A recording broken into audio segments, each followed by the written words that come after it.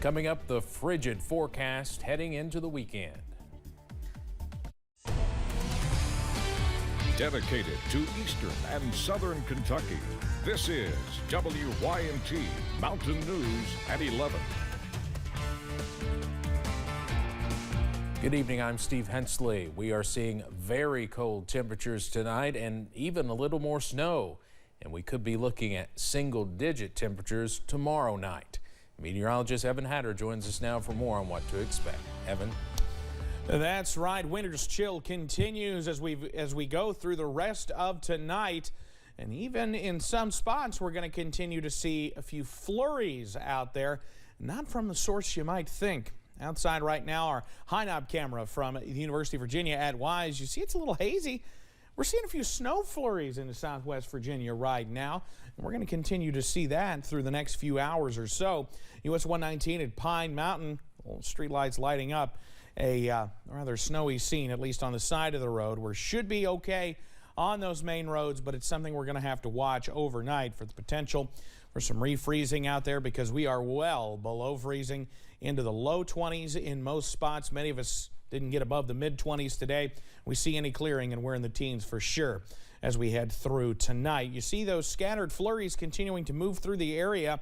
Not too heavy, but will cause kind of a pretty scene outside as we head through tonight. So keep that WYMT weather app handy if you have to get out later on tonight, or maybe headed into work early in the morning. You're definitely going to need it, because while we're going to have some flurries tonight, some cold temperatures tomorrow morning, we've got even colder temperatures on the way for tomorrow night. I'll have those details on the way in just a few minutes. Steve? Evan, thank you. Those freezing temps could cause icy conditions on the roads tonight and into the early morning hours. Crews say they are working 12-hour shifts treating roads, but say it's better to stay home because their melting agents lose effectiveness when temperatures are below 20 degrees. They say working back-to-back winter events have been exhausting, but they do have enough salt and supplies to get the job done. It's very stressful, and these crews work very hard, and we always appreciate it when the public shows their appreciation for how hard they work. Officials remind drivers to take it easy on the roads, like watching your speed, and if you see a snowplow, make sure you give it enough room to work. Today, some big developments in two top priority bills in Frankfort, the budget and redistricting. The budget bill that was filed before the governor's budget address has passed through the House. Meanwhile, the Republican supermajority voted to override Governor Beshear's veto of the redistricting plans. Chad Hedrick has the latest, as state Democrats have now filed a lawsuit following the vote. It's another legal battle originating at the Kentucky Capitol as the maps that would potentially shift the Commonwealth's political landscape pass without the governor's approval. I vetoed the maps because I believe that they are unconstitutional. In his veto message, he says that we acted to, quote, deprive certain communities of representation, close quote. Governor, you shamelessly intended that as a dog whistle to certain communities. Since the maps were released, they have been criticized by Democrats who say they split the urban core of certain communities. During his Team Kentucky meeting Thursday, Governor Beshear says he believes the lawsuit will be successful, citing Ohio's Supreme Court striking down the new Buckeye state maps. I think one of the basic tenets in every state constitution is, one person, one vote. And there comes a time where if things are gerrymandered too much, that an individual really doesn't have the same voice and the same vote as others. House Speaker David Osborne says attorneys are looking over the lawsuit, saying they don't believe there is any merit to its claims, which have been addressed in previous court rulings. So we will let our legal team continue to work through that process, but I look for a speedy resolution to it, and I'm very, very confident that the map will withstand any challenge. Well, that was Chad Hedrick reporting. Now, there's a bill right now that would move Kentucky's primary election temporarily from May to August because it was expected that those redistricting plans would face a challenge in court. Right now, the primary is set for May 17th with the filing deadline next Tuesday. However, House Speaker David Osborne said tonight they do not want to move the date and hope the suit will be resolved quickly and they won't have to. The Commonwealth's COVID-19 positivity rate continues to set new records. The state reported 13,614 new cases today, bringing our case total to 1,040,420. There were 20 new deaths as well, putting the Commonwealth's death toll at 12,659. The positivity rate is once again at a record high, sitting at 31.37%. The governor says he is hoping to see a decline in cases in the next week and a half to 2 weeks. He also says around 63% of the state's population has had at least one COVID vaccine. One reason to get vaccinated is to make sure there is a bed at a hospital for someone who is in a car wreck, has a heart attack, has a stroke, or otherwise needs care. Because if we continue to look at our inpatient census for Kentucky hospitals, it continues to go up. The governor says the state is getting close to the levels of Delta variant hospitalizations. That's when, of course, hospitals were nearly busting at the seams with patients and the National Guard had to be called in to help.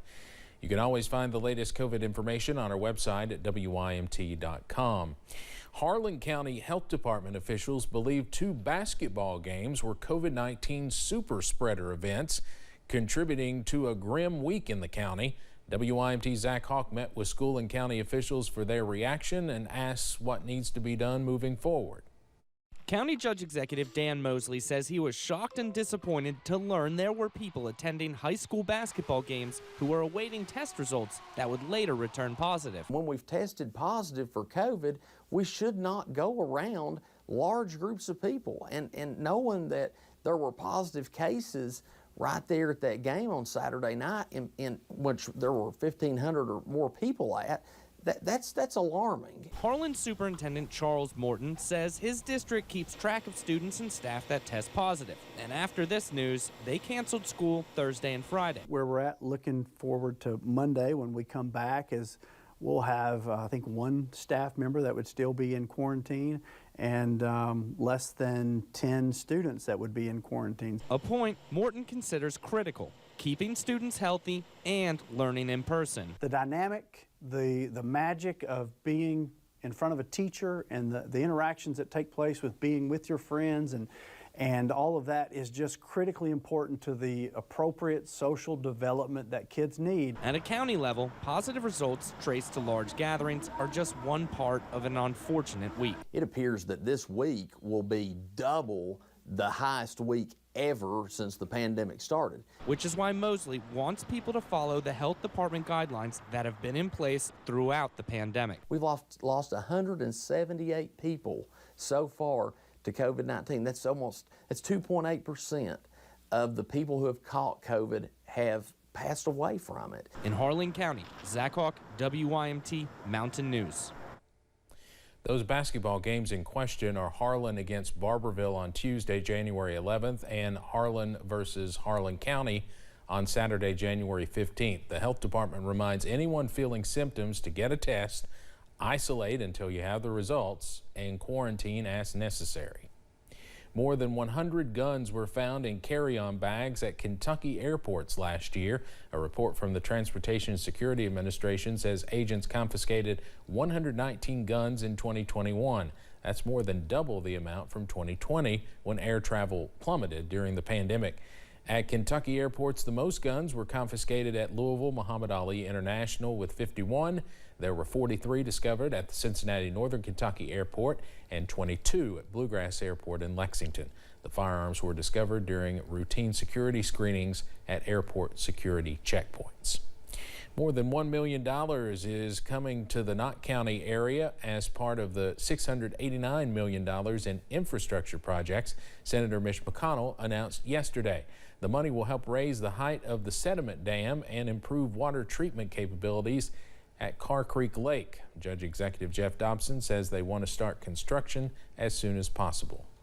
It's a big relief to know that we're actually funded for these projects and funded for this project in particular. And now we can get started. You know, we're a step closer. You know, we're sure that we're qualified for the money and approved for the money. For a list of all the other projects across the Commonwealth, you can visit our website.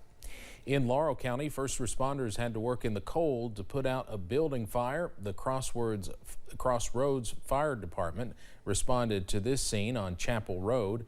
Firefighters arrived to find the building fully involved. They say it took 2 hours to knock down the flames. Thankfully, no injuries were reported. We do not know what caused the fire. The City of Hazard Civic Fellowship aims to give young leaders a voice to initiate change in their communities, and they are looking for fellows to join the class of 2022. The fellowship is opening applications and will be looking for Kentucky high school or college students to take part in an 8-week paid summer internship. Hazard City Commissioner and Fellowship Coordinator Luke Glazer says this program can give students the hands-on experience needed to become leaders within their own communities. It's not just the government that makes things happen in the City of Hazard. In fact, we play a very small role. Much larger roles are played by, community foundations and the board of the, just different nonprofits in the area. And so they get to know who those people are and how all of our work, especially in a small community, is interconnected. Applications are due on February 19th. We have more information on how to apply on our website. Coming up on Mountain News at 11, a blanket drive is being held with the goal of helping keep foster children warm this winter. And cold air continues in the region this evening and throughout the night tonight. I'll have the latest on how low we go coming up in just a moment.